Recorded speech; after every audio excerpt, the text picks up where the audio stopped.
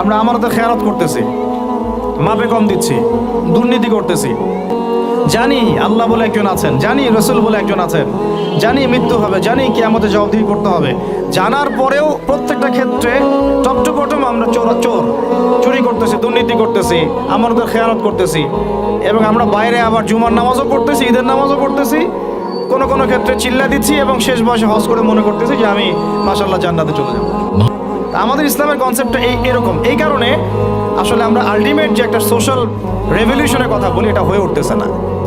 এখন অনেক বড় বড় কথা বলে ফেললাম, এখন আমি বেসিক জায়গাতে এসে শেষ করি। দেখেন, নবী সাল্লাল্লাহু আলাইহি ওয়াসাল্লামের এই যে ভিত্তিটা, বেসটা সমাজ সংস্কারের, এটা তার ইন্তেকালের সাথে সাথে কিন্তু শেষ হয়ে যায় নাই, শেষ হয়ে গিয়েছিল কি, বরং তারপরে 4 খলিফার যুগ আসছে। কত খলিফা বলেন? আপনারা তো জানেন অনেকেই। আবু বকর রাদিয়াল্লাহু আনহু প্রায় 2-2.5 বছর শাসন করেছেন। তখন কি ওটা চেঞ্জ হয়ে গিয়েছিল, আবার জাহিলিয়াতে চলে গেছিল? না, ওই জায়গা ছিল, বরং আরও ডেভেলপ করেছে। তারপরে ওমর রাদিয়াল্লাহু আনহু 10 বছর, এই 10 বছরকে বলা হয় বিশ্বের ইতিহাসের সেরা শাসন। আজ পর্যন্ত কেউ এটা প্রতিষ্ঠা করতে পারেনি, পেরেছে? আধুনিক রাষ্ট্র ব্যবস্থার প্রত্যেকটাই ওমর রাদিয়াল্লাহু আনহু থেকেই আসছে, প্রত্যেকটা মন্ত্রণালয় পর্যন্ত। এরা এটা স্বীকার করতে চায় না। আমি আমার সাথে যদি বসে ডিবেট আমি প্রমাণ করে দেখাবো ইনশাআল্লাহ। তারপরে আসছে উসমান রাদিয়াল্লাহু আনহুর 12 বছর, আরও ডেভেলপ করেছে। তারপরে আসছে আলী রাদিয়াল্লাহু আনহুর প্রায় 2-2.5-3 বছর। ওই সময় একটু গৃহযুদ্ধ হয়েছিল, এটা সাহাবীদের ব্যাপার, আমরা এগুলো নিয়ে কোনো মন্তব্য করবো না। সাহাবীদের মধ্যে যত কনফ্লিক্টই হোক না কেন, আমরা তাদেরকে নিয়ে কোনো মন্তব্য করতে যাব না। এটা আকীদার খেলাফ, আহলুস সুন্নাহ ওয়াল জামাত। তো 4 খলিফার 30 বছরে ইসলাম আরও আগায় গেছে, পিছায় নাই, কিন্তু এক পাও পিছায় নাই, আলহামদুলিল্লাহ। এরপরে কি ইসলাম থেমে গেছে? না। এরপর আসছে উমাইয়াদের শাসন। উমাইয়ারা 97 বছর শাসন করছে ওই প্ল্যাটফর্মের উপর দাঁড়াই। তারপরে শাসন করছে আব্বাসীয়রা প্রায় 550 বছর ওই প্ল্যাটফর্মের উপর দাঁড়াই। বরং আব্বাসীয়দের সময় আপনারা জানেন, ওই যে খলিফা আল মামুনের নাম শুনেছেন না? খলিফা আল মামুন। তো তখন দেখা যায় যে বাইতুল হিকমা, আমরা যেটাকে বলি দ্য নলেজ অফ উইজডম, বাগদাদে প্রতিষ্ঠা করা হয়েছিল। পৃথিবীর ইতিহাসে এইরকম সমৃদ্ধ বিশ্ববিদ্যালয় লাইব্রেরি কখনো হয় নাই, যেটা 1258 সালে এই তাতার মঙ্গলরা এসে ধ্বংস করেছিল। ওখানে প্রায় 6 লক্ষ কিতাব ছিল। ওই 6 লক্ষ কিতাবকে তারা পুড়িয়েছে, এই ইউফ্রেটিস নদীতে ফেলে দিয়েছে। ওই কিতাবগুলো এখনও পাওয়া যায় নাই। না জানি এই কিতাবে কী কী জ্ঞান ছিল আমরা জানিও না, কিন্তু এগুলো এখনো আনা হয়নি, পাওয়া যায়নি। আর ওরা আমাদের সভ্যতা ধ্বংস করে দিয়েছিল। এই যে মঙ্গলরা, তাতারিরা, হালাকু খায়, চেঙ্গিস খানের বংশধর যারা, এগুলো হয়েছে হিস্ট্রিতে। ওই জ্ঞানতাত্ত্বিক রেভলিউশনের উপর দাঁড়াই, ইকরা বিসমি রাব্বিকাল্লাযী খালাক, ওর উপর দাঁড়াই এই যে আমাদের খলিফারা শাসন করেছেন এভাবে। তারপরে আসছে মামলুকরা। মামলুকদের হাতে আবার এই যে আপনার এই যে কি যুদ্ধটার নাম, যেটা ইয়াদের সাথে হয়েছে, এই মঙ্গলদের সাথে, আইন জালুত, এটার নাম হচ্ছে আইন জালুতের যুদ্ধ। এই যুদ্ধে আবার মঙ্গলরা পরাজিত হয়েছে, তখন মঙ্গলদের দাপটটা কমে যায়। তারপরে আবার শাসন করেছে আইয়ুবীরা। আইয়ুবীদের মধ্যে আছে সালাহউদ্দিন আইয়ুবীর নাম শুনেছেন, যার হাতে বাইতুল মুকাদ্দাস জয় হয়েছিল। তারপরে শাসন করেছে এদিকে ফাতেমিরা, মোগলরা করেছে। তারপরে ওইদিকে কর্ডোভার দিকে আন্দালুসিয়ায় মুসলিমরা শাসন করেছে, এইদিকে আবার উসমানীয়রা শাসন করেছে। এইভাবে প্রায় 1250 বছর পুরো মুসলমানরা বিশ্বে শাসন করেছে ওই জ্ঞানতাত্ত্বিক বিপ্লবের উপর দাঁড়ায়। তারা জাহিলিয়াতে ফিরে যায় নাই। যখনই মুসলমানরা ইমান দুর্বল হয়ে গেছে, আমল দুর্বল হয়ে গেছে, আপনার তাসকিয়া দুর্বল হয়ে গেছে, হারাম রিজিক খাওয়া শুরু করেছে, দুনিয়াদার হয়ে গেছে, আমাদের চেতনা শেকড় ভুলে গেছে, হ্যাঁ, আমাদের মানে ইকোনমি নষ্ট হয়ে গেছে, পলিটিক্যাল অ্যাফেয়ার্সের গন্ডগোল চলে আসছে, তখন থেকে আস্তে আস্তে আমরা আবার এই ডমিনেটেড হয়ে গেছে। একে লাস্ট আমি হিসাব করেছি প্রায় 220 বছর এই ফরাসি বিপ্লবের পর থেকে আমাদের অধঃপতনের সময়টা শুরু হয়েছে। কারণ কি? অনেক কারণ। এই অনেক কারণের মধ্যে অন্যতম একটা কারণ হচ্ছে শিক্ষা ধ্বংস। আজকে যেহেতু আমরা এডুকেশন নিয়ে কথা বলছি, অন্য টপিকগুলো আমার টাচ করার দরকার নাই। অনেক কারণ। এই আমাদের যে লাস্ট 220 বছরে এই অধঃপতন, যে এখন আমাদেরকে নামাজের মাসালা শেখাতে হয়, ওযুর মাসালা শেখাতে হয়, আমাদের ছেলে মেয়েদেরকে ওমর, খালিদ, হামজার নাম শোনাতে হয়, চিনাতে হয়, হ্যাঁ, ইতিহাস জানাতে হয়, ফিকের মাসালা শেখাতে হয়। কোরআন তেলাওয়াত করতে পারে না 80% মানুষ। ওযু মাসালা, গোসলের মাসালা, ফরজ, ওয়াজিব, সুন্নত, মুস্তাহাব জানে না। 80% জেনারেল লাইনে পড়ে, তারা নামাজের মাসালা বুঝতেছে না। মানে এখন যে একটা পুরো ম্যাসাকার অবস্থা, এটা লাস্ট 220 বছরে এমনি হয় নাই। বেশ কিছু কারণ আছে। তার মধ্যে আমি একটা কারণ ফাইন্ড আউট করেছি, সেটা হলো এই ইকোনমিক কারণ, একটা পলিটিক্যাল কারণ, একটা হচ্ছে সাংস্কৃতিক আগ্রাসন, একটা হলো কাফেরদের দৌরত্ব, একটা হলো আমাদের চেতনা মানে নষ্ট হয়ে যাওয়া, শেকড় থেকে দূরে সরে আসা। সবচেয়ে বড় কথা, আল্লাহ এবং তার রাসূলের সাথে যে প্রতিশ্রুতি দিয়েছিলাম আমরা, এখান থেকে আমরা খেয়ানত করেছি আর কি, খেয়ানতকারী, মূল কথা এইটা। এখন কথা হচ্ছে এই লাস্ট 200 বছর আবার কিভাবে এডুকেশনটা নষ্ট হয়ে গেল, কিভাবে, এটা একটা পয়েন্ট। এই পয়েন্টটা আমি আপনাদেরকে জাস্ট 2 মিনিটে বোঝাচ্ছি। এডুকেশনটা নষ্ট হয়ে যায় নাই, বরং এডুকেশনটা কি হয়েছে, এডুকেশনটা মেরুকরণ হয়েছে। এডুকেশনটার কি হয়েছে বলেন? মেরুকরণটা কি? মেরুকরণ মানে হচ্ছে যে আমরা এটাকে শিক্ষা, যে আসলে শিক্ষাই, ইসলামী শিক্ষাও শিক্ষা, ইংরেজি শিক্ষাও শিক্ষা, ম্যাথামেটিক্সও শিক্ষা, সায়েন্সও শিক্ষা, আর্টসও শিক্ষা, কমার্সও শিক্ষা, যতক্ষণ না সেটা কোরআন সুন্নাহর সাথে সাংঘর্ষিক হয়, সব কিছুই জ্ঞান। এই কনসেপ্টটা আমরা ভুলে গেছি। এই কনসেপ্টটা আমাদের বাপদাদাদের ছিল, মানে 1200 বছর আগে যারা ছিল তাদের এই কনসেপ্টটা ছিল। আমি যে কলমটা দিয়ে কথাগুলো লিখেছি না, এই কলমের যে বলটা আছে, এই বলটা আবিষ্কার করেছে মুসলমানরা, এই কলমটা আবিষ্কার করেছে মুসলমানরা। এই যে কফিটা খাইতে খাইতে আমি এটা লিখছি, এই কফিটা আবিষ্কার করেছে মুসলমানরা। এই কাগজ, এই যে আপনার দফতর, চেয়ার, এই টেবিল, মানে আপনি যেগুলো দেখতেছেন সামনে, যা সামনে দেখতেছেন আপনি, সবই মুসলমানদের। ক্যামেরা, আলোর প্রতিবিম্ব, প্রতিচ্ছবি, রক্ত সংবহন যন্ত্র, আপনার কেমিস্ট্রি, আপনার জ্যোতির্বিদ্যা, আপনার কি বলবো ফিলোসফি, এটা নিয়ে আরেকটা লেকচার দেওয়া যাবে ইনশাল্লাহ, আরেকদিন দিব এটা দিয়ে। আপনার বল পেন থেকে শুরু করে রাষ্ট্র ব্যবস্থার সংবিধান পর্যন্ত এভরিথিং মুসলমানরা করে দিয়েছে, এভরিথিং, একটা সেক্টরও বাদ নাই, একটা সেক্টরও বাদ নাই। এটা করেছিল কারা? ওই যে 1200 বছর আগে 4 খলিফার যুগে, উমাইয়াদের যুগে, আব্বাসীয়দের যুগে তারা এগুলো গড়ে দিয়েছিল। পরে যখন অধঃপতনের সময় শুরু হয়েছে আমাদের লাস্ট 220 বছর 300 বছরে, তখন পশ্চিমারা এগুলো আমাদের থেকে ধার করেছে, ধার করে নিয়ে ওর উপর দাঁড়ায় ওদের সভ্যতা নির্মাণ করেছে। এটার উপর বাহাস হতে পারে, ডিবেট হতে পারে, ওদেরকে বসতে বলেন, আমি বসতে রাজি আছি। এটার উপর বাহাস হতে পারে যে আমি বলছি যে কলমের বল থেকে শুরু করে আপনার কফি যেটা খাচ্ছেন আপনি, যে ল্যাপটপে আপনি অ্যালগোরিদম করে করে যে আমাদের ইসলামের বিরুদ্ধে বইপত্র লিখতেছেন, ওই অ্যালগোরিদম পর্যন্ত মুসলমানদের আবিষ্কার করা। এটা আমাদের এই জেনারেশনের 90%ই জানে না, হীনমন্যতায় ভোগে। অথচ 4 খলিফার যুগে, আব্বাসীয়দের যুগে, উমাইয়াদের যুগে এগুলো আমরা আবিষ্কার করে বিশ্বকে দিয়েছি। এই যে মিসাইল ছুটতেছে ওরা, এই যে মিসাইল ছুটতেছে, পৃথিবীর সর্বপ্রথম মিসাইল আবিষ্কার করেছিলেন সাদ ইবনে আবি ওয়াক্কাস রাদিয়াল্লাহু আনহু। তার যখন তিনি বিজয় করতে গিয়েছেন আপনার রোমান সাম্রাজ্যে, তার বাহিনীতে খালিদ বিন ওয়ালিদ ছিলেন। ওই সময় ওটাকে বলা হতো মিনজানিক, ওটাকে মিসাইল বলা হতো না, বলা হতো মিনজানিক। এম শব্দটা রেখে দিয়েছে ওরা, মিনজানিক আরবি শব্দ, ওরা এখান থেকে মিসাইল শব্দ আনছে, কিন্তু কাজটা একই। ওইটা দিয়ে রোমানদের ওই দেওয়াল দুর্গ ভেঙে দেওয়া হয়েছিল দূর থেকে। আমি জাস্ট বলতে চাচ্ছি 4 খলিফার যুগে, আব্বাসীয়দের যুগে, উমাইয়াদের যুগে বিশ্বে মুসলমানরা যে প্রত্যেকটা ডিপার্টমেন্ট করে দিয়েছে, ওর উপর দাঁড়ায় আজকের এই পশ্চিমারা দাঁড়ায় আছে, এই বিশ্ব দাঁড়ায় আছে। এখন শিক্ষার মেরুকরণটা কি হলো তাহলে? লাস্ট 220 বছরে শিক্ষাটাকে ভাগ করে ফেলা হলো, যে তোমরা যারা দাড়ি টুপি বলা মানুষ, তোমরা যারা ইবাদত বন্দেগী করতে চাও, তোমরা পড়বা কোরআন এবং হাদিস, তোমরা পড়বা উসুল, ফিকহ ইত্যাদি ইত্যাদি। আর যারা তোমরা ডাক্তার হতে চাও, ইঞ্জিনিয়ার হতে চাও, ব্যারিস্টার হতে চাও, তারপরে পলিটিশিয়ান হতে চাও ইত্যাদি ইত্যাদি, তোমরা পড়বা ইংরেজি, বাংলা, সায়েন্স, ম্যাথামেটিক্স, হ্যাঁ, আর্টস, কমার্স, ম্যাজিস্ট্রি, মেডিকেল সায়েন্স ইত্যাদি তোমরা পড়বা। এই যে মেরুকরণ, এই মেরুকরণটাই হারাম হয়েছে প্রথম। এটাই একটা বাজে জিনিস হয়েছে শিক্ষার মধ্যে। কখনো মেরুকরণ ছিল না, বরং ওমর রাদিয়াল্লাহু আনহুকে আপনি দেখেন, ওমর রাদিয়াল্লাহু আনহু একজন ফকিহ, একজন হাফেজ, একজন আলেম, একজন বিজ্ঞ খলিফা, পাশাপাশি একজন রাষ্ট্রপ্রধান। এবার আমাদের এগুলো বললে তো ওনারা রাগ করে। আমি তো খোলামেলা ওনাদের সাথে কথা বলি এখন, যে আপনাদের মধ্যে একজন ব্যক্তিকে জুমার খুতবা দিতে পাঠান দেখি, মেম্বরে 360 জন এমপি একজনকে পাঠান যে জুমার খুতবা দিতে পারে, দাঁড়ায় বলবে ইন্নাল হামদুলিল্লাহ নাহমাদুহু ওয়া নাস্তাঈনুহু মান ইয়াহদিহিল্লাহু ফালা মুদিল্লা লাহু ওয়া মান ইউদ্লিল ফালা হাদিয়া। আরবি দিয়ে জাস্ট 5টা মিনিট আপনি খুতবা দিবেন, জুমার খুতবা, এজ এ রাষ্ট্রপ্রধান। দেখেন পারেন নাকি? 1200 বছর যিনি খলিফা তিনি খুতবা দিয়েছেন, তিনি ছিলেন ফকিহ, তিনি ছিলেন আলেম, তিনি ছিলেন বিজ্ঞ পণ্ডিত, তিনি হাফেজ। এই 1250 বছরে যিনি ফিলোসফার, তিনি এদিকে আবার মুহাদ্দিস, যিনি মেডিকেল সায়েন্সের দক্ষ, তিনি আবার এদিকে হাফেজ, সেখানে কারি, সেখানে আলেম। এই শিক্ষার বিভক্তিটা আমাদের মধ্যে ছিল না। সেকুলার কনসেপ্টগুলো যখন আসছে এই লাস্ট 200-300 বছরে, তখন থেকে আস্তে আস্তে শিক্ষাটাকে এইভাবে ভাগ করে আমরা একাকার করে ফেললাম। এখন একজন মসজিদের ইমাম সাহেবকে আপনি যদি জিজ্ঞাসা করেন যে সিরিয়ার রাজধানীর নাম কি, বলতে পারবে না অনেকেই। অর্থনীতির এটা কি, বিটকয়েন কি জিনিস, ও বলবে এটা আবার কি জিনিস। ক্রিপ্টোকারেন্সি কি, বলবে এটার নাম তো জীবনে শুনি নাই, অথচ এটা ইকোনমিক্সের একটা বেসিক জিনিস।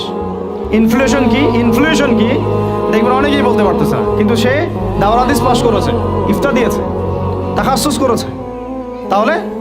তাহলে শিক্ষাটাকে আমরা এভাবে ভাগ করে ফেললাম। এদিকে আবার যারা জেনারেল লাইন আমরা পড়েছি, ধরেন জিজ্ঞাসা করেন যে ফরজ গোসল কেমন করে করতে হয়, সবাই ফরজ গোসল করি, কিন্তু আমরা যারা ম্যাচিউরড এবং ম্যারিড অনেকেই মাসালা ভুল আছে, অনেকেই পর্দা করে, পর্দার ফরজগুলো বলতে পারবে না। নামাজ, সবাই নামাজ পড়ে, নামাজের আরকান আহকামগুলো বলতে পারতেছে না।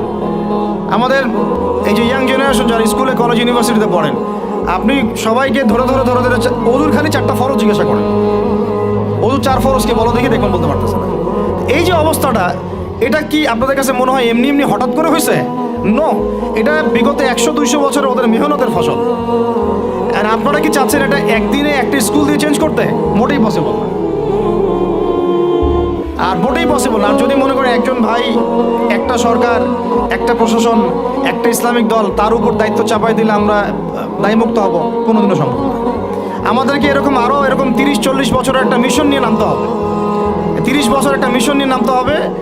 30 ইয়ার্সে আমরা কোন জেনারেশন দেখতে চাই। এই আমার মেয়েটার বয়স যখন, এখন বয়স ওর 5 বছর 6 বছর, ওর বয়স যখন 20 বছর হবে, তখন আমি ওকে কোন জায়গায় দেখতে চাই, এবং এই 15 বছর আমি কিভাবে পড়ালে ওকে আমি ওই জায়গায় নিতে পারবো, এই ফিকিরটা আমাদেরকে করতে হবে। এখন কাজ মোটামুটি করা হয়ে গেছে, খালি দরকার সমন্বয়, এই দুইটাকে সর্বোচ্চ সমন্বয় করা। এখন সমন্বয়ে আবু তোহা আদনান ভাই করবে না,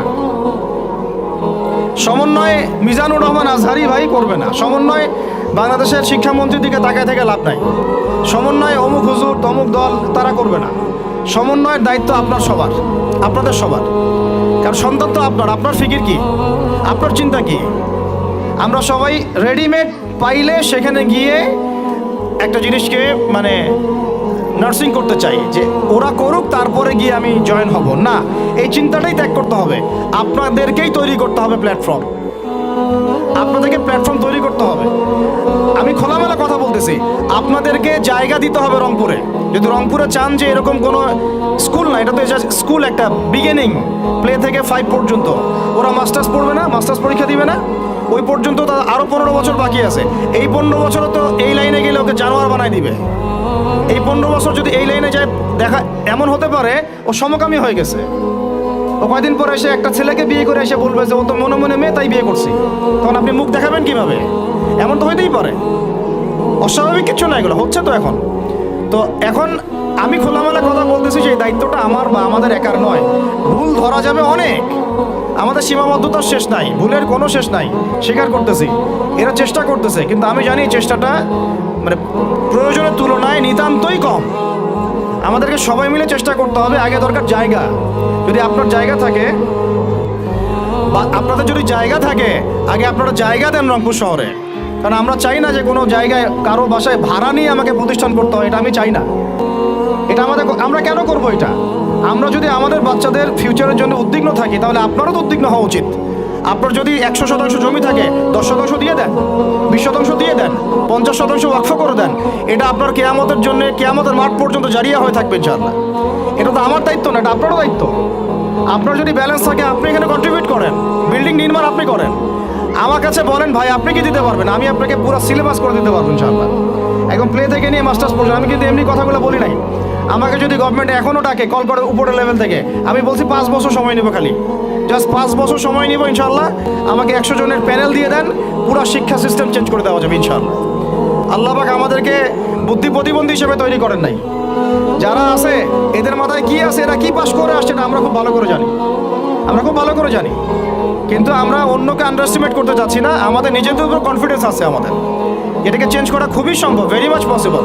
এই ক্লাস 5 পর্যন্ত বাচ্চাদেরকে যদি আমরা এভাবে গড়ে তুলতে পারি, আস্তে আস্তে পর্যায়ক্রমে 8, 9, 10 এভাবে গিয়ে আমরা ইনশাআল্লাহ মাস্টার্স পর্যন্ত যেতে পারবো ইনশাআল্লাহ। আর যদি দেখা যায় না এই সিস্টেমে পারছি না, তাহলে কোনো সমস্যা নেই, আমরা এটার নাম মাদ্রাসা দিয়ে দিব, কোনো সমস্যা নাই। তোহা জিন্নুরাইন ইসলামিক স্কুলের দরকার নাই, আমার তোহা জিন্নুরাইন ইসলামিক মাদ্রাসা থাকলেও চলবে। স্কুলই হতে হবে শেষে, নট নেসেসারি। আমার দরকার সিলেবাসটা কি, আমি পড়াচ্ছি কি, আমার এনভায়রনমেন্ট কি, আমার বাচ্চারা খেলতেছে কিনা, ভালো খাচ্ছে কিনা, ওদের পরিবেশ কেমন, এটা মূল কথা, আমার টাইটেলটা মূল কথা না। আর এই প্রজেক্টটা আমরা চাই সারা বাংলাদেশের 64টা জেলায় একটা করে বড় বড় ইউনিভার্সিটি হোক এবং 68,000 গ্রাম বাংলায় একটা করে মক্তব হোক। তাহলে দেখবেন আগামী 20 বছরে আমি ইনশাআল্লাহ আপনাদেরকে একটা প্রজন্ম করে দিতে পারবো ইনশাআল্লাহ। তবে এই দায়িত্বটা কিন্তু আমার একার না, আমি আপনাদেরকে উদাত্ত আহ্বান খোলামেলা বলতেছি, আপনাদেরকে আগে আসতে হবে। জায়গা থাকলে জায়গা দেন, আপনাদের অর্থের কন্ট্রিবিউশন করতে পারেন সেটা করেন, যদি আপনি ব্যালেন্স দিতে পারেন সেটা করেন, ফাইন্যান্সে হেল্প করতে পারেন সেটা করেন। যদি আপনি এত কিছু না পড়েন, আপনার কিছু একটা বিল্ডিং আছে, আল্লাহর জন্য দিয়ে দেন। এটা আপনি আমাদেরকে দিচ্ছেন না, আল্লাহর জন্য দিচ্ছেন। আপনি যদি এটাও না পারেন, অন্তত তাহাজ্জুদে আমাদের জন্য দোয়া করেন, অন্তত দোয়া করেন, অথবা বুদ্ধি দেন, পরামর্শ দেন, বা ধৈর্য ধরে সবর করে আমাদের সাথে থাকেন, থেকে 10টা বছর ওয়েট করেন, দেখেন কি হয়।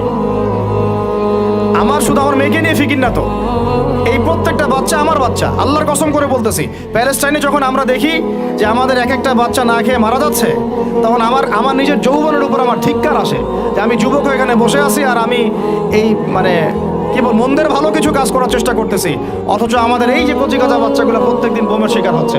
ধিক্কার আমাদের যৌবনের উপরে, ধিক্কার আমাদের ক্ষমতার উপরে, আর ধিক ওইসব রাজতন্ত্রের উপরে যাদের ভিত্তির উপর দাঁড়ায় ওই কাজগুলো তারা করতেছে। আমি বলতে গেলে অনেক বেশি আবেগী হয়ে যাই, ওইদিকে আমি যাচ্ছি না। বাচ্চাদের ক্ষুধা পাইছে, আমি শেষ করে দিচ্ছি। আমি জাস্ট আপনাদেরকে 10টা নসিহা করব, জাস্ট পয়েন্ট বাই পয়েন্ট। আমি ফজরের পরে এটা বসে লিখেছিলাম। আপনারা এই 10টা কাজ কখনো ছাড়বেন না, আমাকে ওয়াদা করেন, এই 10টা কাজ আপনারা বাচ্চাদের ফিউচারের স্বার্থে কখনো ছাড়বেন না ইনশাআল্লাহ।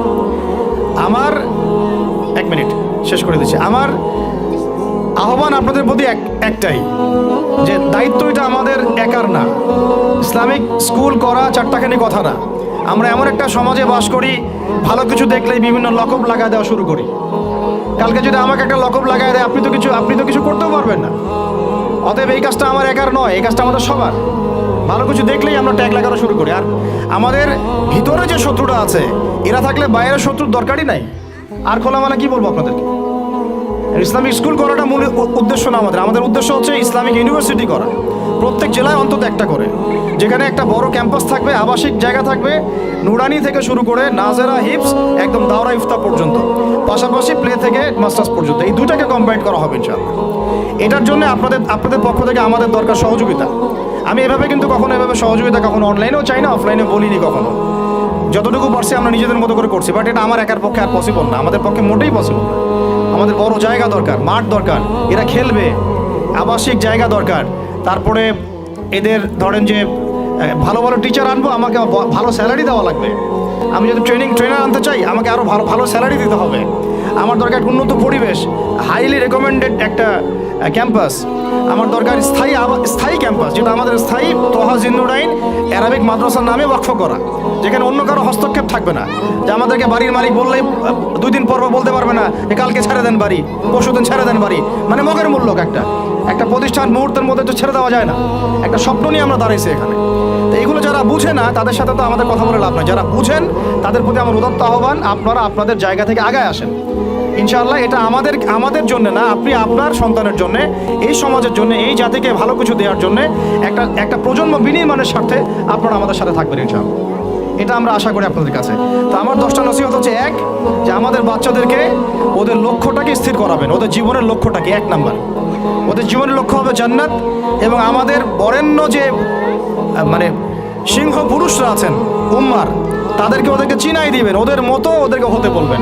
তোমাকে হামজার মতো হতে হবে, তোমাকে খালিদের মতো হতে হবে, তোমাকে ওমর ইবনে খাত্তাবের মতো হতে হবে, তোমাকে আলী ইবনে আবি তালেবের মতো হতে হবে, তোমাকে মারিয়াম আলাইহিস সালামের মতো হতে হবে, তোমাকে আয়েশার মতো হতে হবে। এই চেতনাগুলো ছোটবেলা থেকে ওর মধ্যে ইনস্টল করেন। ও সামনে একটা রোল মডেল দেখবে যে আমাকে এরকম হতে হবে। এইসব ক্যাটরিনা সব ফেলান, এগুলা পরিমণি সব ফেলান, এগুলো বাদ দেন। যা চলতেছে যে সাকিব টাকিব সব বন্ধ করেন, এইসবে কোনো ফিউচার নাই। এসব ফিউচার হয়তো দুনিয়াতে কিছু দিতে পারে, কিন্তু পরকালে আল্লাহ পাকের আযাব গজব থেকে বাঁচার কোনো অপশন নাই। 2 নাম্বার, সন্তানকে নিজের মনে করবেন না, সন্তানকে মনে করবেন এটা আল্লাহর আমানত আপনার কাছে। এই আমার ছেলে, এটা আমার ছেলে না, এই ছেলেটা আল্লাহ পাক আমাকে দিয়েছেন, বিশ্বাস করেন আমরা তো ওকে নেওয়ার জন্য চেষ্টাও করি নাই। এমন হয়নি আপনাদের সময়? সন্তান না চেষ্টা করতো সন্তান আসে নাই? কোনো কোনো ক্ষেত্রে এমন হয়েছে সন্তান নষ্ট করার মানুষ চেষ্টা করছে, তাও সন্তান আল্লাহ দিয়েছেন। সন্তান আমার না, সন্তান আল্লাহর দেওয়া, আমার কাছে আমানত। একে যদি আমি সুসন্তান রূপে মানুষ না করি, আগামী দিনে নমর না বানাই, তাহলে আল্লাহ আমাকে ধরবেন। That's all. 1 নম্বর, সন্তানকে ওর গন্তব্য চেনাবেন, ওকে আমাদের সিংহ পুরুষদেরকে পরিচয় করাই দিবেন, ওর মতো তাদের মতো হতে বলবেন, এবং সন্তানকে আপনার নিজের মনে করবেন না, সন্তানকে মনে করবেন আল্লাহর দেওয়া জাস্ট একটা আমানত। 3 নম্বর, সর্বোচ্চ সেরা কারিকুলাম যারা দিচ্ছে ওই রকম প্রতিষ্ঠানে আপনি ওকে পড়াবেন। এরকম প্রতিষ্ঠান যদি সরকার দেয় তাহলে সরকারি প্রতিষ্ঠানে পড়াবেন, আমার কোনো সমস্যা নেই। যদি না দেয় তাহলে বেসরকারি, আর যদি বেসরকারিও না থাকে তাহলে আমরা গড়ে তুলবো ইনশাআল্লাহ তাআলা। 3 নম্বর হচ্ছে এটা, 3 নম্বর। 4 নম্বর, আল্লাহর ওয়াস্তে, এটা আমি প্রথমে বলতে চাইছিলাম, আল্লাহর ওয়াস্তে ডিভাইসের এডিকশন থেকে বাচ্চাদেরকে বাঁচান। ডিভাইসের এডিকশন এত মারাত্মক যে আমি নিজে এখন কোরআনের আয়াত ভুলে যাচ্ছি দিন দিন। এই ডিভাইস আমার হাতে যেটা আছে এটা একটা পয়জন, এটা একটা হিপনোটাইজ করার যন্ত্র মানুষকে। এই মোবাইলের এডিকশন থেকে বাচ্চাদেরকে বাঁচাবেন আল্লাহর ওয়াস্তে। যদি আপনি বাচ্চাকে হাফেজ বানাতে চান, আলেম বানাতে চান, কারি বানাতে চান, মুহাদ্দিসা বানাতে চান, এটা হাতে থাকলে আপনি পারবেন না। এটাতে এডিক্টেড হয়ে গেলে আপনি কোনোভাবেই বাচ্চাকে মেমোরি ধরে রাখতে পারবেন না। বহু হাফেজে কোরআন ভুলে গেছে দিন দিন এটার কারণে। এটার মধ্যে অ্যাডাল্ট্রি অনেক কিছু আছে, ওরা এগুলো বোঝে, ওরা এগুলো এখন বোঝে, কিন্তু ওরা ছোট নয় এখন। এগুলো একটা কার্টুন দেখতে গিয়ে ওরা 10টা দেখে ফেলবে, আজে বাজে জিনিস দেখে ফেলবে। এটার মানে ব্যবহারটাকে নিয়ন্ত্রণ করেন, ডিভাইস এডিকশনটা বন্ধ করেন, আল্লাহ পাক তৌফিক দান করেন, আমিন। 5 নাম্বার হচ্ছে ম্যানুফ্যাকচার্ড কোনো খাবার বাচ্চাদেরকে খাওয়াবেন না। ফিজিক্যালি ওদেরকে ফিট রাখার চেষ্টা করবেন। ম্যানুফ্যাকচার্ড খাবার মানে একটু আগে দেখলাম যে বাইরের খাবারগুলো এটা খাচ্ছে, চিপস টিপস ইত্যাদি, এগুলো ওর হজম শক্তি নষ্ট করবে, ফিজিক্যাল স্ট্রেংথ নষ্ট করবে, ওর মেমোরি শার্প হতে দিবে না, ওকে ভিতর থেকে ওই যে একটা শব্দ একটু আগে বলেছে এক ভাই যে ব্রয়লার মুরগি বানাই দিবে, আসলেই তাই বানাই দিবে। আমরা ঢাকা শহরে যখন থাকি, ছেলেপেলেদের 15 বছরের ছেলের ভুঁড়ি দেখলে আমাদের মনে হয় যে কি একটা অবস্থা। ফাস্টফুড, পিৎজা, বার্গার, কফি, এইগুলাই ওদের জীবন। তো এইরকম হইলে এই ছেলেপেলেগুলো না ফিজিক্যালি স্ট্রং থাকতে পারবে না মেন্টালি। আর মনে রাখবেন, কোরআনে আল্লাহর কিতাবের মধ্যে আল্লাহ পাক নেতৃত্ব দেওয়ার 2টা গুণাবলী বলেছেন। কয়টা বলেন? মাত্র 2টা। নেতৃত্ব দেওয়ার জন্য ওই রকম জায়গায় যেতে হলে 2টা গুণাবলী এনশিওর করতে হয়। একটা হচ্ছে ফিজিক্যাল স্ট্রেংথ, একটা হচ্ছে ইলমের স্ট্রেংথ। বাস্ততাম ফিল জিসমি ওয়াল ইলম আও বাস্ততাম ফিল ইলমি ওয়াল জিসম, মানে জ্ঞানে এবং দৈহিক শক্তিতে বলিয়ান হওয়া। ছোটবেলা থেকে খাবারে যদি আপনারা সচেতন না হন, এই বাচ্চারা বড় হয়ে দেখবে যে 15, 20, 30 বছরেই ভেঙে পড়ে গেছে।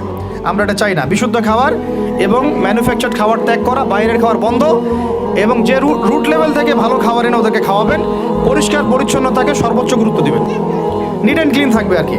আমার সাথে আমার পরিবারের যে মাঝে মাঝে যে একটু মিষ্টি ঝগড়া হয়, আমার একটা জিনিস নিয়ে ঝগড়া হয় যে বাচ্চারা পরিষ্কার না কেন, চকচকা না কেন, একদম সবসময় চকচকা থাকবে, না হলে এই যে হাত দিয়ে এটা ধরতেছে, পেটে হাত দিয়ে মুখে হাত দিবে, পেটটা নষ্ট হয়ে যাবে। বাচ্চাদের হাইজেনিক পরিবেশ দিতে হবে, আল্লাহ পাক তৌফিক দান করেন। এটা হলো 5। 6 নম্বর হচ্ছে নিয়মিত ওদেরকে খেলতে দিবেন। এটা আমি নিজে লিখেছি, কারণ ছোটবেলায় আমরা অনেক খেলাধুলা করেছি। আমি একটু বুঝাই জাস্ট 1 মিনিটে। যত বেশি খেলবে তত সোয়েট হবে, মানে ঘামবে, যত ঘামবে তত ক্লান্ত হবে, যত ক্লান্ত হবে ঘামবে তত কোলেস্টেরল কমে যাবে, ব্লাড সার্কুলেশনটা খুব ভালো হবে। তারপরে যত খেলবে ও টায়ার্ড হবে, তখন ও খাবে বেশি, মানে ভালো জিনিস খাবে বেশি, রুচি বাড়বে।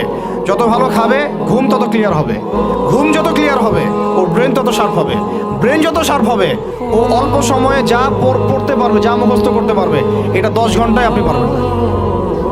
বিশ্বাস করেন, আমি আমার স্টুডেন্ট লাইফে কোনোদিনও মনে হয় 2 থেকে 3 ঘন্টার বেশি পড়ি নাই, কোনোদিনও না, কোনো পরীক্ষার আগেও না, এসএসসি, এইচএসসি, ইন্টার, মাস্টার্স, কোনো পরীক্ষার আগেও না। আমার তো মনে আছে যে আমি ওই ইন্টারমিডিয়েট পরীক্ষার আগে আমরা ভিডিও গেম খেলতে গেছিলাম, মোস্তফা, মনে আছে আপনাদের? ওই যে কাচারি বাজারে, এই যে কাচারি বাজারে আগে এখানে একটা গেমিং জোন ছিল, আপনাদের অনেকে মনে আছে যারা আমার এজের আছেন, মনে নেই আপনাদের? হ্যাঁ ভাই, জানেন তো, বাক্সের মধ্যে থাকতো, হ্যান্ডেল থাকতো। কালকে পরীক্ষা বলছে, পরীক্ষা দূর, কিসের পরীক্ষা? আমার ইংরেজি আগে পড়া আছে, আমার পড়া লাগবে না, এত কনফিডেন্স, বিকজ 1 ঘন্টা পড়ছি, আমার হয়ে গেছে। তো এই হলো অবস্থা। মানে বাচ্চাকে খেলতে দিতে হবে, খেলতে দিলে ওর ব্রেন ডেভেলপমেন্টে অনেক কাজে দিবে, ক্ষুধা বাড়বে, ঘুম ভালো হবে ইনশাআল্লাহ তাআলা, ওরা পড়া দ্রুত মনে রাখতে পারবে ইনশাআল্লাহ তাআলা। 7 নাম্বার হচ্ছে ভাই, এটা আমাদের ভাই বোনদের জন্য পারিবারিক বন্ধনটা ভালো রাখেন। যে পরিবারে হাজব্যান্ড ওয়াইফের বন্ধন ভালো না, ওই পরিবারে ভালো সন্তান গড়ে উঠবে না। ওরা অনেক কিন্তু দেখবেন যে মানে মেন্টালি অনেক ডিপ্রেসড হয়ে যাবে। পারিবারিক বন্ডিংটা খুব ইম্পর্টেন্ট। এই জন্য আমরা দোয়া করি আল্লাহ পাক যেন সবার মধ্যে পারিবারিক বন্ডিংটা ভালো রাখেন এবং পারিবারিক কলহ থেকে আল্লাহ পাক আপনাদেরকে হেফাজত করেন। আমি আর অ্যাটলিস্ট বাচ্চাদের সামনে এগুলো করবেন না। যদি ঝগড়া হয় বা কথা কাটাকাটি হয়, অ্যাটলিস্ট বাচ্চাদের সামনে করবেন না। এগুলো বাচ্চাদের শিশু মনে অনেক প্রভাব ফেলে। আপনার ওমর রাদিয়াল্লাহু আনহুর ঘটনা জানেন তো? উনি এত কঠোর কেন জানেন? আপনারা যে বলেন উনি কঠোর মানুষ ছিলেন, কেন জানেন? উনার বাবা তাকে ছোটবেলায় কঠিন শাসন করতেন, কঠিন শাসন। ঠিক আমি এরকম একটা পরিবেশে বড় হয়েছি। যারা খুব কঠিন শাসনে বড় হয় তারা হয় দুরকম হবে। হয় তারা নষ্ট হয়ে যাবে, অথবা তারা উম্মাকে নেতৃত্ব দিবে। দুটার একটা। হয় তারা খুব মানে মেন্টালি খুব ডিপ্রেসড হয়ে যাবে, অথবা দেখা যাবে যে তারা কঠোরতার কারণে ওরা দেখবেন ইনশাআল্লাহ ইসলামকে নেতৃত্ব দিচ্ছে বা আল্লাহর বিধানের উপর কঠোর হয়ে গেছে। তো আপনারা পরিবারের মধ্যে একটা হৃদ্যতার বন্ধন রাখবেন, যাতে করে পারিবারিক বন্ধন ঠিক থাকে। বাচ্চাদের সামনে অ্যাটলিস্ট কোনো রকম কোলাহল বা ঝগড়াঝাটি বা গায়ে হাত তোলা বা যে সমস্যাগুলো আমাদের সমাজে হচ্ছে, এগুলো যেন কখনো না হয়। আল্লাহ পাক যেন আপনাদের পরিবারের বন্ধনটাকে সুন্দর রাখেন। আমি আর 8 নম্বরটা হচ্ছে বাবাদেরকে বলছি আমি, যে বাবাদের উচিত হবে, মাদের দায়িত্ব না শুধু সন্তানদেরকে সময় দেয়া, বাবাদেরকে সন্তানদেরকে সময় দিতে হবে। Because brother, you are not a money making machine at all. আপনি মানি মেকিং কোনো মেশিন না। আপনার কাজ শুধু টাকা আর্ন করা না, তো আপনার আমার কাজ হচ্ছে বাচ্চাকে সময় দেয়া। কোরআন আপনি খোলেন, কোরআনের মধ্যে আপনি মা এবং ছেলের কোনো কনভারসেশন পাবেন না। আমার জ্ঞান ক্ষুদ্র, যদি থাকে আমাকে জানায়েন, যে কোনো জায়গায় যদি থাকে, কোনো জায়গায় যদি পান মা এবং ছেলের কনভারসেশন আমাকে জানায়েন। আমি কোথাও কোরআনে মা এবং ছেলের কোনো কনভারসেশন পাই নাই, মা এবং সন্তানের কোনো কনভারসেশন পাই নাই। আমি যদি ভুল হই বা আমার যদি জানা না থাকে আপনি আমাকে জানাই দিন। আমি সব জায়গায় পাইছি বাবা ছেলে, বাবা ছেলে, বাবা ছেলে, বাবা এবং ছেলের কনভারসেশন। তার মানে কোরআন আমাদেরকে হেদায়েত দিচ্ছে যে বাবাদেরকে সময় দিতে হবে ছেলেদেরকে। ইউসুফ তার বাবার সাথে কথা বলছেন, ইউসুফের বাবা তার ছেলের সাথে কথা বলছেন, লুকমান আলাইহিস সালাম তার ছেলেকে নসিহত করছেন, ইব্রাহিম আলাইহিস সালাম তার ছেলেকে বলছেন আমি তোমাকে জবাই করার স্বপ্ন দেখেছি। মা ছেলের কনভারসেশন খুব পাওয়া যায় না। আমি জানি না, কোনো জায়গায় থাকতে পারে, থাকলে আমাকে জানায়েন, কিন্তু আমি পাইনি কখনো। তো বাবাদেরকে বলবো আপনি সন্তানকে সময় দেন, because you are not a money making machine at all. আপনি কোনো মানি মেকিং মেশিন নন। এটা হলো 8 দুটো বলে শেষ করতেছি। 9 নম্বর হচ্ছে সন্তানকে চাপ দিবেন না, চাপ দিয়ে ওকে জোর করে কোনো কাঠামো দেওয়ার চেষ্টা করবেন না। বরং আপনি খুঁজে বের করেন আপনার সন্তানের মধ্যে ইউনিক প্রতিভা কি আছে। এই মেয়েটার মধ্যে হয়তো একটা প্রতিভা আছে যেটা আমার মেয়ের মধ্যে নাই, এর মধ্যে একটা প্রতিভা আছে ইউনিক যেটা ওর মধ্যে নাই, ওই ছেলেটার মধ্যে একটা প্রতিভা আছে যেটা আমার এই মেয়ের মধ্যে নাই। আপনি কখনো কারোর সাথে কারো তুলনা করবেন না। তুমি মারিয়ামের মতো ফার্স্ট হতে পারো নাই কেন, তুমি ওই সুমাইয়ার মতো সেকেন্ড কেন হলো না, তুমি ওই আবদুল্লাহর মতো কেন ফার্স্ট হলো না, কখনো এরকম তুলনা করবেন না। এগুলো করলে ছেলেরা ভিতর থেকে, মেয়েরা ভিতর থেকে খুব ডিপ্রেসড হয়ে যায়, আত্মবিশ্বাস হারায় ফেলে। ওরা মানে মনে করে হয়তো আমার দ্বারা কিছু হবে না। বরং আপনি আর উৎসাহিত করবেন, কোনো সমস্যা নেই বাবা, কোনো সমস্যা নেই আম্মু, এবার বড় নেই পরে এবার হবে ইনশাআল্লাহ। বরং তাদেরকে সময় দিবেন এবং খুঁজে বের করবেন যে কোন প্রতিভা আপনার মেয়ের মধ্যে, আপনার ছেলের মধ্যে আছে। কেউ দেখবেন খুব ভালো লিখতে পারে, কেউ ভালো আবৃত্তি করতে পারে, কেউ ভালো নেতৃত্ব দিতে পারে, কেউ ভালো দেখবেন যে মাশাআল্লাহ মুখস্থ করতে পারে। প্রতিভা বিচক্ষণতার সাথে ফাইন্ড আউট করতে হবে। এটা আমার কাজ বাবা হিসাবে, আপনার কাজ মা হিসাবে। আল্লাহ পাক আমাদেরকে এটা করার তৌফিক দান করেন। আমি জোর করে চাপায় দেওয়া যাবে না। আর একটা নসিহত শেষ, সেটা হলো আমরা তো 5 ওয়াক্ত নামাজ পড়বই, বাচ্চাদেরকে তো ইসলামিক পরিবেশ দিবই। আমাদের তাহাজ্জুদের ওয়াক্তে 2 রাকাত নামাজ পড়াটাকে আপনার উপর ফরজ করে নেন। তাহাজ্জুদের ওয়াক্তে অন্তত 2 রাকাত নামাজ পড়াকে আপনার আমার উপর ফরজ করে নেন। যদি ওটা ফরজ না, ফরজ করে নেন, কারণ ওই সময় দোয়া যেগুলো করা হয় আল্লাহর কাছে একদম সরাসরি কবুল হয়। আপনাদেরকে আমি একজন মনীষীর কথা খালি বলবো, ইমাম বুখারী রাহিমাহুল্লাহ, নাম শুনেছেন আপনারা? তার কিতাব কিয়ামত পর্যন্ত ইনশাআল্লাহ পড়ানো হবে। ওইটা না পড়ে কেউ আলেম হয় না, তাই না বিষয়টা? তিনি যে একসময় অন্ধ ছিলেন আপনারা কি জানেন? তিনি যে একসময় চোখে দেখতে পারতেন না, আপনারা কয়জন জানেন? তার মা তাহাজ্জুদের ওয়াক্তে আল্লাহর কাছে কান্না করতে করতে করতে করতে, আল্লাহ আমার ছেলের চোখটা ভালো করে দাও, আল্লাহ আমার ছেলের দৃষ্টিশক্তি ফিরায় দাও, আল্লাহ আমার ছেলের দৃষ্টিশক্তি ফিরায় দাও। মায়ের এই দোয়া আল্লাহ পাকের আরশ পর্যন্ত পৌঁছে যায় অলৌকিকভাবে, মিরাকুলাসলি। ইমাম বুখারী রাহিমাহুল্লাহ সকালবেলা উঠে চোখে দেখা শুরু করেছে। আজকে ইমাম বুখারী কি এবং তার কিতাবের মূল্য কি, তার মর্যাদা কোথায়, তার কিতাব না পড়লে আমাদের মতো কোনো মানুষ আলেম হতে পারবে না, এটা আমরা এখন স্বতঃস্বীকৃত। কিভাবে হয়েছে ভাই বোনেরা? দোয়ার মাধ্যমে। প্রচুর দোয়া করতে হবে সন্তানদের জন্য।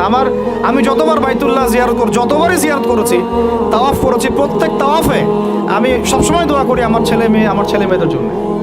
আল্লাহ আমার ছেলে ওসমানকে ওসমান রাদিয়াল্লাহু আনহুর মতো বানাও, শর্টকাট দোয়ার কি। আমার ছেলে মেয়ে মারিয়ামকে মারিয়াম আলাইহিস সালামের মতো বানায় দাও। আল্লাহ আমার মেয়ে আয়েশাকে আয়েশা রাদিয়াল্লাহু আনহার মতো বানায় দাও। আল্লাহ আমার ছেলে ওমরকে ওমর ইবনে খাত্তাবের মতো বানায় দাও। আপনারা এভাবে দোয়া করতে থাকুন। দোয়া কবুলের সময়গুলো খুঁজে খুঁজে বের করে দোয়া করতে থাকতে হবে ইনশাআল্লাহ। বাবা মার দোয়া আল্লাহ পাক ফেলবেন না ইনশাআল্লাহ। আল্লাহ পাক আমাদেরকে এই বিষয়গুলো আমল করার তৌফিক দান করেন। আর সব সময় ছেলে মেয়েদেরকে আত্মবিশ্বাস দিবেন। যত তাদেরকে কনফিডেন্স দিবেন, ওরা আরও ভালো করবে। যত ধমক দিবেন, এই তুই পারিস না, তোর দ্বারা হয় না, তুই কি করস, ইত্যাদি ইত্যাদি, তত দেখবেন ও আর পারতেছে না। আমি বেসিক্যালি ছোট থেকে যে বড় হয়েছি, এই জিনিসটার অনেক ঘাটতিতে বড় হয়েছে। কনফিডেন্স না দেয়া। তবে সবাই সব কিছু হয় না, কিছু ব্যতিক্রম বিষয় থাকে। কিন্তু আমি যেটা রিয়েলাইজ করেছি, একটা মানুষকে যখনই কনফিডেন্স দেওয়া হয়, সে অনেক ভালো করে। যখন আপনি তাকে আন্ডারস্টিমেট করবেন, সে ভালো করতে পারবে না। তাই আল্লাহর ওয়াস্তে আমাদের বাচ্চাদের উপরে চাপ না দিয়ে আত্মবিশ্বাস দিবেন, ভালোবাসবেন, মহব্বত করবেন, ওকে উৎসাহ দিবেন, দেখবেন ইনশাআল্লাহ ও আরও ভালো করতেছে ইনশাআল্লাহ। মাশাআল্লাহ তুমি তো সুন্দর লিখছো, আরেকটু ভালো করো, ভালো হয়েছে তো মাশাআল্লাহ, আরেকটু করো, সুন্দর আর্ট করছো, আরেকটু ভালো করো, মাশাআল্লাহ একবারও তো মুখস্থ করে ফেলছো, আরেকবারও পারবা ইনশাআল্লাহ। ওকে এইভাবে বুস্ট আপ করতে থাকেন ইনশাআল্লাহ তাআলা। দেখবেন এভাবে যদি একটা পরিকল্পনা মাফিক আমরা আগাই, জাস্ট 20টা বছর সবর করি যদি আমরা, আল্লাহ পাক যেন আমাদেরকে তৌফিক দান করেন, টানা 20 বছর যদি আমরা নেক হায়াতের সাথে এভাবে রাত দিন 24 ঘন্টা নিরলস দিনের কাজ করতে পারি, অ্যাটলিস্ট এডুকেশন সেক্টরে, আমাদের তো পলিটিক্যাল সেকশন নাই, ইকোনমিক সেকশন আমাদের হাতে নাই, অ্যাটলিস্ট শিক্ষা সেক্টরে যদি আমরা এভাবে কাজ করতে পারি, আগামী 20 বছরে বাংলাদেশের শিক্ষা ক্ষেত্রের হুলিয়া পরিবর্তন করে ফেলা সম্ভব ইনশাআল্লাহ। কারণ সব কিছু নতুন করে করা লাগবে না, আমরা শুধু সমন্বয় করব, পরিবেশ করব এবং আমাদের জানমাল, সময়, শ্রম, জমি জমা এগুলো ওয়াকফ করবো ইনশাআল্লাহ আল্লাহর জন্য। এবং এগুলো করলে লাভ কি হবে? ওই বিখ্যাত হাদিসটা দিয়ে শেষ করতেছি, যে নবী সাল্লাল্লাহু আলাইহি ওয়াসাল্লাম বলেছেন, ইযা মাতাল ইনসান, যখন মানুষ ইন্তেকাল করবে বা করে, ইনকাতা আনহু আমালু, তার আমল নামাটা কেটে দেওয়া হয়, বন্ধ হয়ে যায়। ইল্লা সালাস, 3টা রাস্তা খালি জারি থাকে। 1 নম্বরই হচ্ছে সাদাকায়ে জারিয়া, মানে এমন সাদাকা, এমন কন্ট্রিবিউশন যেটা আমার ইন্তেকাল, আপনার ইন্তেকালের পরেও একেবারে চলতে থাকবে, লং টাইম সাস্টেন করতে থাকবে, এটা একটা। 2 নম্বর ওয়ালাদুন সালেহ, আমার নেককার সন্তান বা আপনার নেককার সন্তান, যে আপনার আমার জন্য কালকে আমাদের মানে পরকালে বারজাখের জীবনে আমরা যখন থাকবো তখন তারা দোয়া করতে থাকবে। আমি বলছি আমার ওমরই শুধু আমার ছেলে না, আপনাদের সবার সন্তান আমার সন্তান, আপনাদের সবার মেয়ে আমার মেয়ে। আমি এভাবে কখনো চিন্তা করি না যে এই যে প্রতিষ্ঠানগুলো আমরা করতেছি বা যে প্রজেক্টগুলো আমরা নিচ্ছি হাতে, এগুলো শুধু আমার ছেলের জন্য, আমার মেয়ের জন্য, কোশ্চিন কালেও না। এদেশের প্রত্যেকটা শিশু আমার শিশু, আমার ছেলে আমার মেয়ে। এদেশের প্রত্যেকটা বোন আমার বোন, এদেশের প্রত্যেক ভাই আমার ভাই। ওইভাবে চিন্তা করে আমাদেরকে না গেলে আমরা জাতিগত পরিবর্তন আনতে পারবো না। তখন আমরা স্বার্থপর হয়ে যাবো, আমার ছেলে বাঁচলেই হলো, আমার মেয়ে বাঁচলেই হলো। তখন হবে কি, আমার ছেলে আদতে বাঁচতে পারবে না, আমার মেয়েও বাঁচতে পারবে না, কারণ ফিতনা যখন সব জায়গায় ছড়ায় পড়বে, আমার ঘরেও তো ঢুকবেই, স্বাভাবিক। আর শেষ নম্বরটা হচ্ছে আল ইলম, এমন জ্ঞান ইউনতাফাউ বিহিন নাস, যে জ্ঞান দিয়ে মানুষ উপকৃত হয়। এই হলো শিক্ষা প্রজেক্টগুলো। আল্লাহ পাক এই হাদিসটার উপর আমাদের সবাইকে আমল করার তৌফিক দান করেন, আমিন। আর আমি লম্বা করছি না, আপনাদের অনেকেই ক্ষুধার্ত, আমাদের বাচ্চারা ক্ষুধার্ত। আমরা দোয়া করি আল্লাহ পাক যেন আমাদের সবাইকে পবিত্র কোরআন এবং নবীর হাদিস অনুযায়ী জীবন গড়ার তৌফিক দান করেন।